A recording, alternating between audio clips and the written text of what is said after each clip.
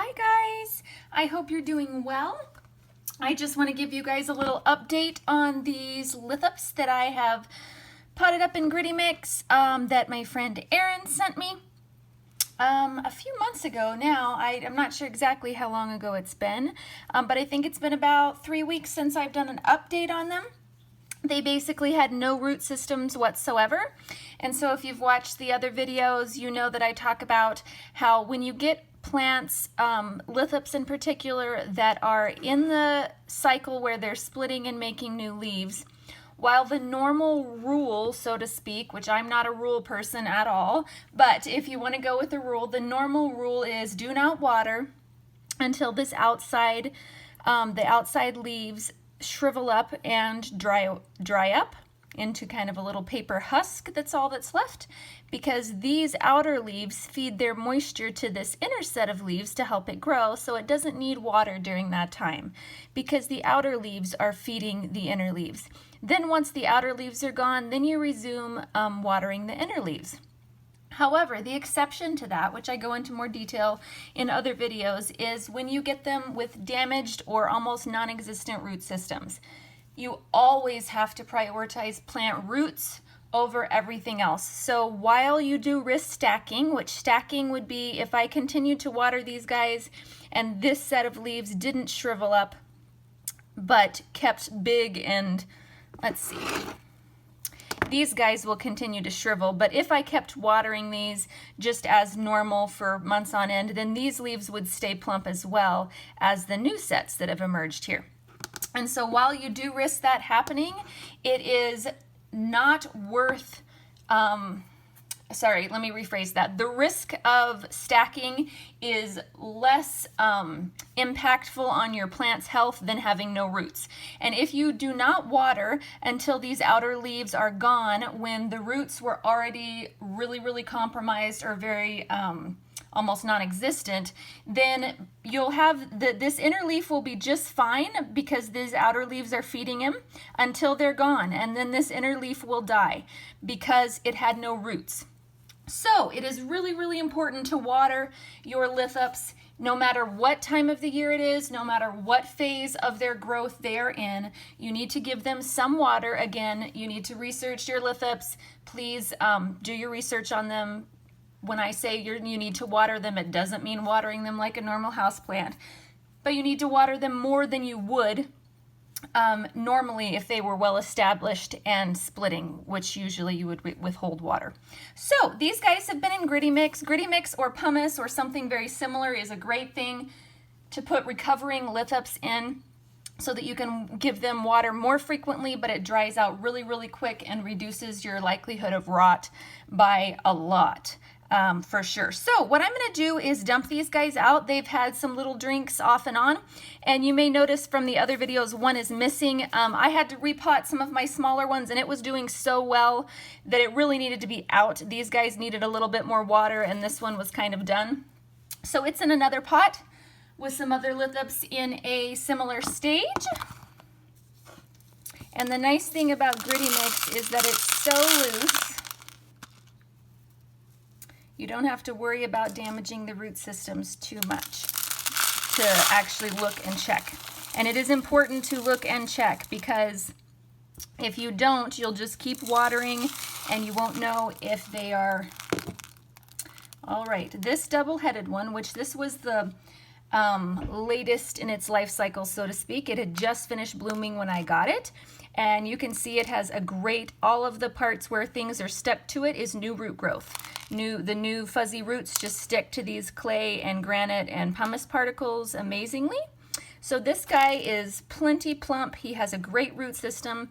He needs to be put in a dry period now so that he can have his new sets of leaves start emerging, which I can see them down below this flower.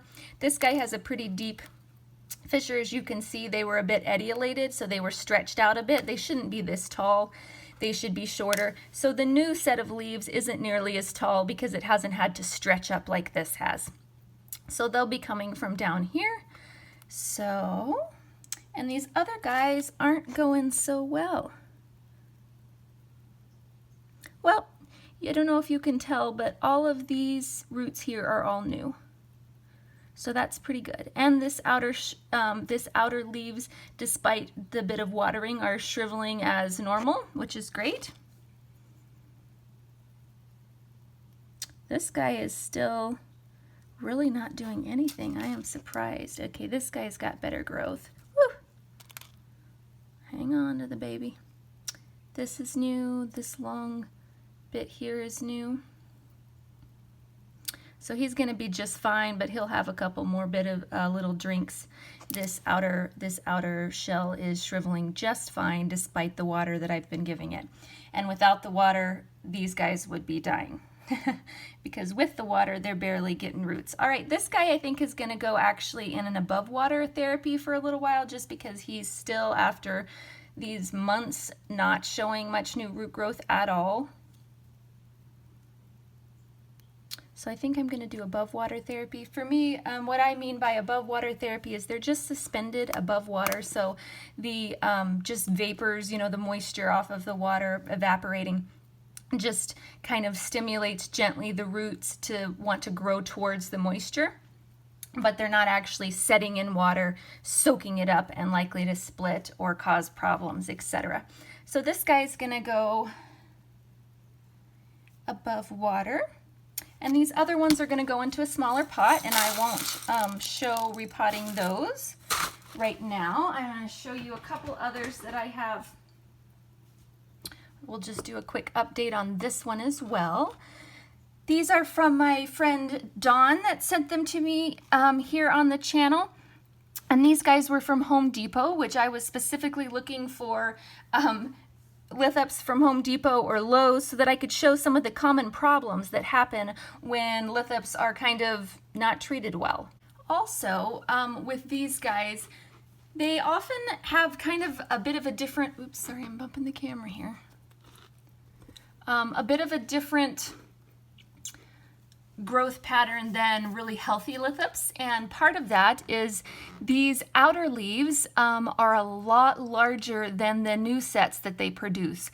This is really, really common in Lithops that you buy from big box stores or just from certain vendors.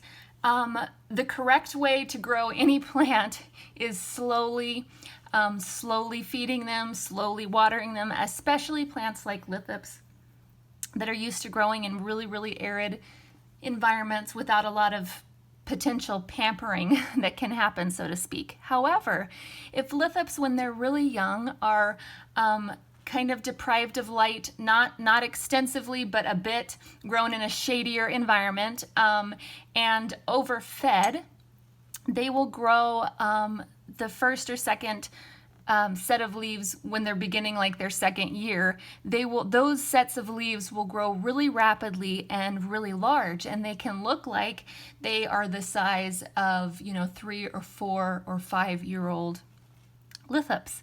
And so we can get excited when we see them and be like, yay, these are really big. So that means they're mature.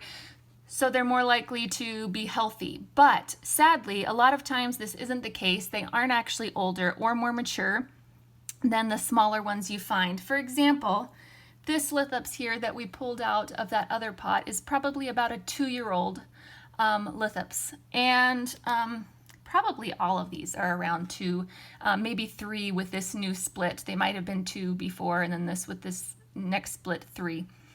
But around this size, or this size minus the longness, if they were shorter. This is pretty average for a lot of the varieties for 1 or 2-year-old Lithops. There are some varieties that are a lot larger, and there are some varieties that are a fair amount smaller. So this is, of course, a general statement. But a lot of times with the Lithops that you buy in these big box stores, they're not actually older and more mature than a lot of the ones that you can find from really good, reputable growers. They have just been overfed and grown in the shade, and they're reaching for the light basically, but they have to grow in order to do that. So anything that stretches has to get bigger. And so it's kind of deceptive and a little bit discouraging when you get really excited that they're going to have new sets of leaves, and then your tray of lithops shrinks by half or more, and that can be really common. You can see here these are all producing double heads, which is awesome. They're not shrinking nearly as much, and hopefully an indication that maybe they weren't horrifically mistreated. We shall see how they progress, but so far so good with these guys. But if they didn't have double heads, and for example if this set of leaves here just had one of these, which is really a really common size, a really common amount for it to shrink. That's what I'm looking for. Going from a really large one like this to really small leaves, it is quite normal on these guys. And when I say normal, I don't mean healthy. I just mean not unusual. And it's because of being overfed, overwatered, or underlighted, etc., or a mixture of any of those things. And lithops can do this even when they're just stressed otherwise. If they don't have enough water, they often produce a much smaller set of leaves just because they didn't have the energy during the year from soaking up water and nutrients to produce a large set of leaves, or a set that's in a similar size to the previous set. And so even lack of water, too much sun, etc., can cause stress. So basically anything that causes stress at the wrong time of year can cause the new growth to be significantly smaller than the outer leaves. However, when it's these guys that have come from big box stores, etc., the shrinking isn't necessarily a bad thing, and a lot of times after you shed the really large leaves, you actually have a healthier plant because this is more the size that they should have been in the first place. So anyways, that's just a little extra fact. These guys are doing really well. I didn't give them a drink when I replanted them, but I'm actually going to give them a bit of a drink right now because I want to stimulate root growth. With all of these guys, they got a really, really good trim on their roots before I put them in here and potted them up. You can see the potting video for these guys if you're interested in that. And this is a berry crate. As you can see, it just has slits all the way around it. So I'm going to let them soak up some wonderful rainwater up from the bottom.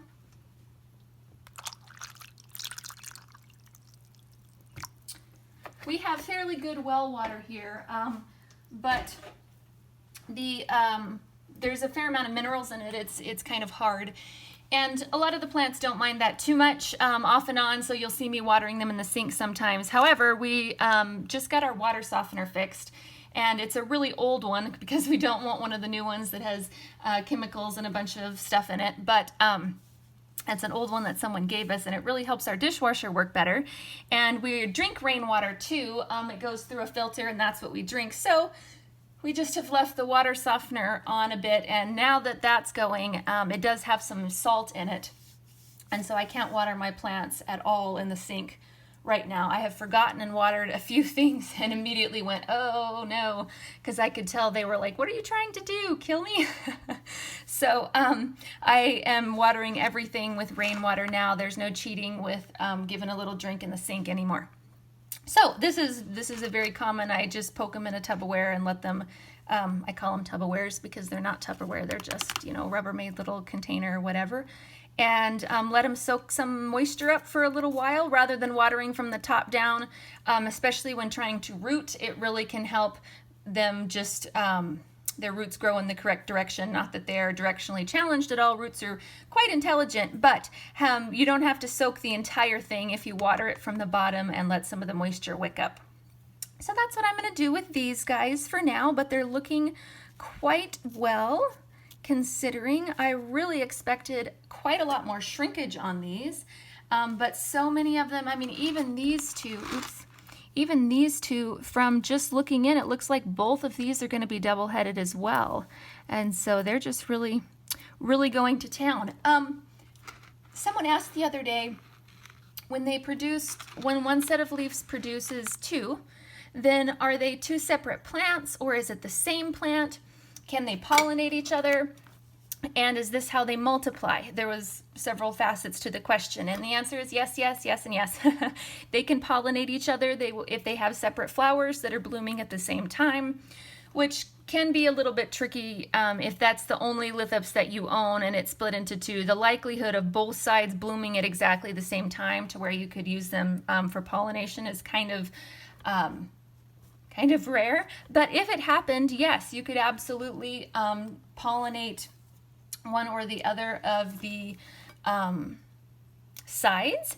And yes, this is absolutely how they multiply. They definitely make seeds, and those do their thing as well. But the clusters that slowly grow and just fill in the wild, a lot of times they're most prolific form of propagation is division like this. So they'll just go from 2 and then they'll go to 4. Sometimes they'll just go to 3 because this one will produce 2 sets next year and this one won't. When dividing lithops that have grown together like this, a lot of times it's very difficult. They form kind of a hefty bark-like hard mass of roots, and then all of the smaller roots kind of come off of there. But it's hard to kind of separate a lot of times these guys when you are dividing. So keeping double-headed lithops, if they're connected at the base together, gives them the best chance of survival. These guys were connected to one root system, and as you can see, this was a double-headed, and then both of them are now making double-headed new sets of leaves as well. But division can be a little bit tricky, and I was seeing, I'll just mention this really quick, I was seeing some debate on whether lithops can root when they have completely broken off. And the answer is yes. There's a lot of debate about this, if they can root, if they can't root, if they're completely severed from the taproot, etc. The answer is yes, they can root. If some of the taproot tissue is left, they can develop a whole new root system, and it doesn't actually take too much. As long as the mere stem is intact, which is this center little kind of brain piece of the root that is that goes from the root up into the body of the lithops, and many other types of plants. But as long as a piece of that is still intact, it can grow a new root system and be quite healthy. If all of that root is removed, sometimes you can actually still get roots directly from the body of the lithops. So for example, with this guy here, you can see the taproot really easily. If this taproot broke all the way off up to the body of the lithops and the meristem that goes up was removed with it, so there was nothing left root-wise, just the soft body of the lithops, sometimes when rooted very carefully in water or above water or in pumice and babied, etc., and given moisture, roots will form out of the side of these of their bodies rather than actually from the taproot itself. They'll actually start growing little roots directly from the body. However, when that happens, unless some of the roots are connected to that meristem, the plant, when it sheds its outer leaves next season, will actually shed all of those roots that formed. And so it can be kind of deceptive. There was a lot of argument, and I saw a couple people insisting, yes, yes, yes, it can happen. I have them, and they have roots growing out of their bodies, and they're fine. To which they got asked the question from someone else, yes, but have you had them for more than a season? When that leaf, outer leaf dies back, then you'll lose all of your root system. Did they survive through that? And of course, no one answers, which is really frustrating. I get really annoyed when people come back with really certain answers like, yes, it is possible and you're wrong and I've done it. And then when you ask them a logical question like, well, how long have you had the plant in this condition and have you seen it through several life cycles to see if it survives, they just don't answer at all. And it's really frustrating because we're trying to get real information from people who have done it. And we're also going off of what we know scientifically to be true about rooting lithops, but it's always interesting to hear about an anomaly. But we need to kind of remove our ego from this, I think, a little bit more in the plant world, because it would really help everyone out, and just be honest and be like, oh, well, I don't know. I've only had it this way for a couple months. Or if you've had it for years, please answer and say, yes, I've had it for multiple years and it has survived through the leaf changes, etc., etc. But there's no harm in admitting, oh, I didn't know that. And it can really help other people that are reading comment threads and asking questions and trying to root their babies as well. So keep that in mind. If you have roots sprouting out from your base here, it's a great sign as always, but it doesn't necessarily mean that you're home free yet. So I mentioned that just because it's really discouraging when you get roots, you think the plant is fine and you're treating it like a normal plant, and then it sheds its leaves and it dies suddenly, and you're like, what did I do? I saved it from death. I got it to grow roots, and then now it just up and died. Well, it may just be because it shed its outer body, and that's where all of the roots were connected. That's why these guys need the taproots. They shed all of this soft tissue every year.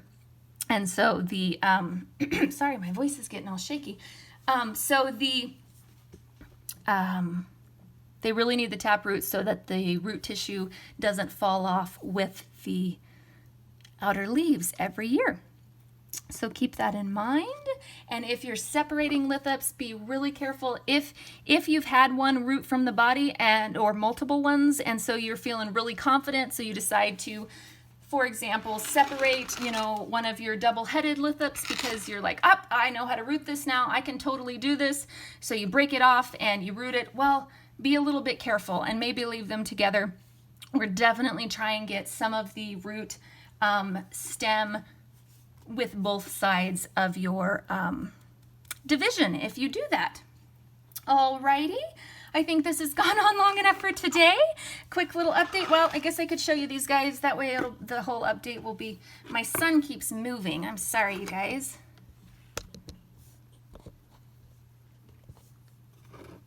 Okay, these are the ones that I got from Walmart, and they're doing great. They're shriveling up properly. I mean, not a ton. You can see they're still quite plump, but they're opening at least.